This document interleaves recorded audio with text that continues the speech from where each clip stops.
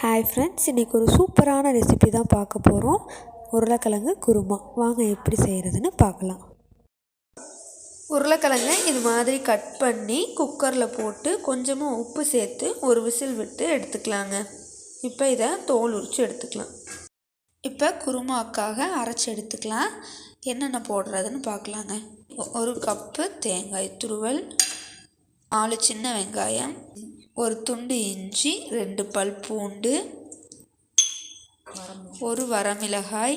நீங்கள் கொஞ்சம் காரம் அதிகமாக சேர்த்துப்பீங்கன்னா 2 வரமிளகாய் சேர்த்துக்கோங்க. 1/4 ஸ்பூன் மிளகு, 1/4 ஸ்பூன் சோம்பு, 1/2 ஸ்பூன் மல்லி,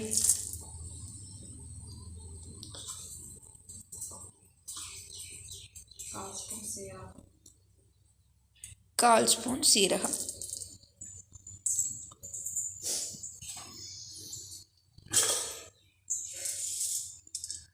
ஒரு கை பொட்டுக்கடலை, அன்னாச்சிப்பூ 1,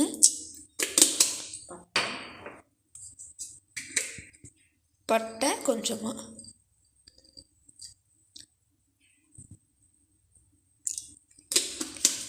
கிராம்பு 2ங்க. இதெல்லாம் சேர்த்து நல்லா மைய அரைச்சி எடுத்துக்கலாங்க. இப்போ நல்லா மைய அரைச்சி எடுத்தாச்சுங்க. இப்போ வாங்க குழம்பு தாளித்து விட்டுறலாம். கடாயில் 4 ஸ்பூன் எண்ணெய் சேர்த்திக்கலாங்க.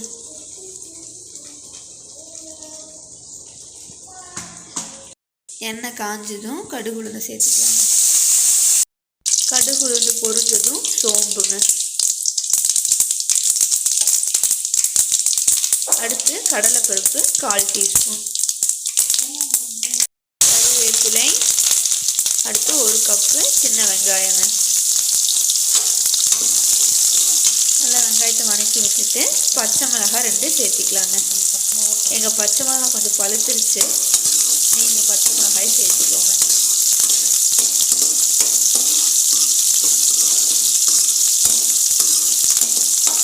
அடுத்து தக்காளி சேர்த்திக்கலாங்க. 2 தக்காளி பழம். தக்காளி கொஞ்சம் வதங்கினதுக்கப்புறமா நம்ம தோல் நீக்கி வச்சுருக்க உருளைக்கிழங்க நாளாக மசிச்சு உள்ளே சேர்த்திக்கலாங்க. ரொம்ப பொடி பொடியாக போட்டாலும் நல்லா இருக்காதுங்க. கொஞ்சம் பெருசாக இருந்தால் தான் குழம்பு ஊற்றி சாப்பிடும்போது நல்லா இருக்குங்க. இப்போ நல்லா இதை ஒரு வதக்கிட்டுங்க நம்ம அரைச்சி வச்சுருக்கிற விழுதை இது கூட சேர்த்திக்கலாங்க.